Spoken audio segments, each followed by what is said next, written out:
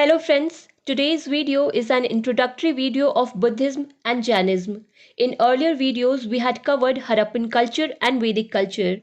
In the later Vedic period, we read the Vedic culture and saw that during the later Vedic period, fourfold social division was established thoroughly in the society, where people were divided into Brahmins, Kshatriyas, Vaishyas, and Shudras on the basis of their birth. Out of these, Brahmins and Kshatriyas were privileged classes, and on the basis of which class you were born in, it used to decide what you would do when you grow up. For example, if you are born in a Brahmin's family, then you will grow up to become a priest or teach Vedas to people. There were many advantages of being a Brahmin. For example, people of other classes had to feed you from time to time, had to give you dakshina, that is, religious repay in the form of donation or fee. That means your life could be spent in fun even without doing nothing. On top of that, neither they were worried about paying taxes nor they could be given any kind of punishment. After that, if we talk about the functions of Kshatriyas, then their job was to participate in battles. Basically, these people used to fight wars to acquire the territory. And once the territory was acquired, they used to rule over it. So it was basically a ruling class. And they used to collect taxes from the people of the territory in which their rule used to be. So their life used to run on the basis of that tax. After that comes Vaishyas, who generally used to do agriculture, cattle rearing, and trade like work. And this was mainly tax paying class. And be it agriculture produce, cattle rearing, or trade, they used to pay huge tax to the Kshatriyas out of whatever money they earned from their work. And the ruling class was alive on this tax. Apart from this, if we talk about Shudras, then Shudras were basically servants of the remaining three Varnas. Many of them used to be domestic slaves. Some people were kept as agricultural slaves.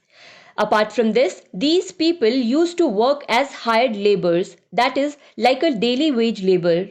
Now, if we talk about the intellectual development of these three Varnas, then Brahmins were allowed to read Vedas and were also used to teach Vedas.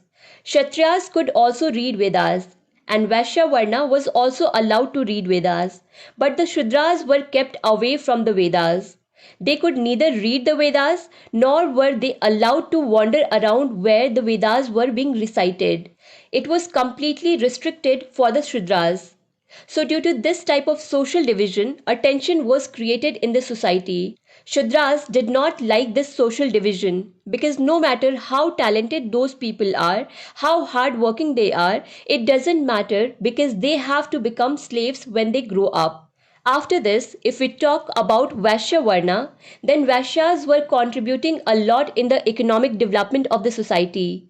But ultimately, they had to pay a major part of the money they were earning as tax. Despite this, they were not able to get the social status that Kshatriyas and Brahmins used to get. So Vaishyas were also not happy with this social division. And if we talk about Kshatriyas, then Kshatriyas were also not happy with this Varna system. They used to say that we should put our lives at stake to win the territory. Everything is going well in that territory. For that also we should give good governance. But in spite of that, who is getting all status in the society? Brahmins. How can it be? So they also did not like the dominance of Brahmins. And it is said that in 6th century BC, Kshatriyas also started a protest movement against Brahmins, in which they said that only on the basis of birth it cannot be decided who is superior. And the proof of this thing is also considered on the basis of the fact that Jainism and Buddhism, whose founders were themselves Kshatriyas, they challenged the authority of Brahmins. So it is clear from this that due to the fourfold division, there was tension in the society, and it became a major reason due to which new religious sects started to originate. It is being talked about 600 BC. It is said that around 6th century, 62 religious sects had originated, and out of these religious sects, the two prominent sects were Buddhism and Jainism. So we have seen till now that fourfold division was one of the reasons due to which religion like Buddhism and Jainism originated. Besides this, there were two more reasons due to which Buddhism and Jainism originated. The second reason was all those Vedic practices which were becoming a hurdle in the new agricultural economy. And the third reason was that there was a lot of improvement in the economic conditions of the Vaishyas, but according to the economic condition, their social status was not increasing.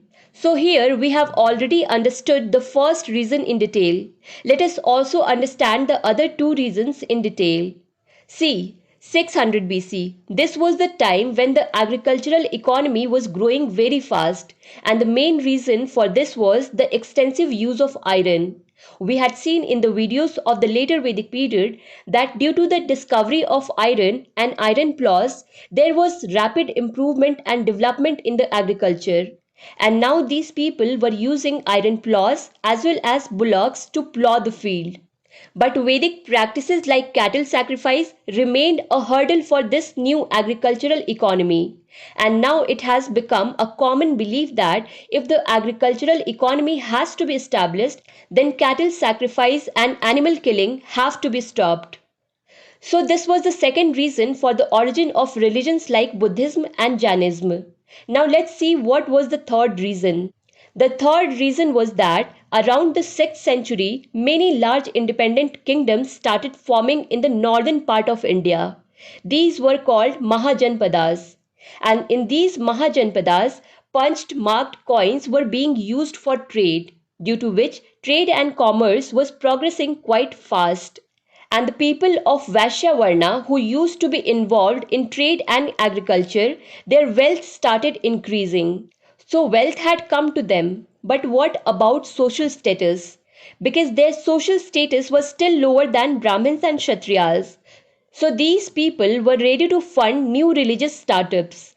So this also became one of the main reasons that led to the emergence of religions like Jainism and Buddhism. So this was an introductory video of Jainism and Buddhism. In the coming videos, we will cover Jainism and Buddhism in more detail. You can download PDF of all ancient history videos from Bookstava app.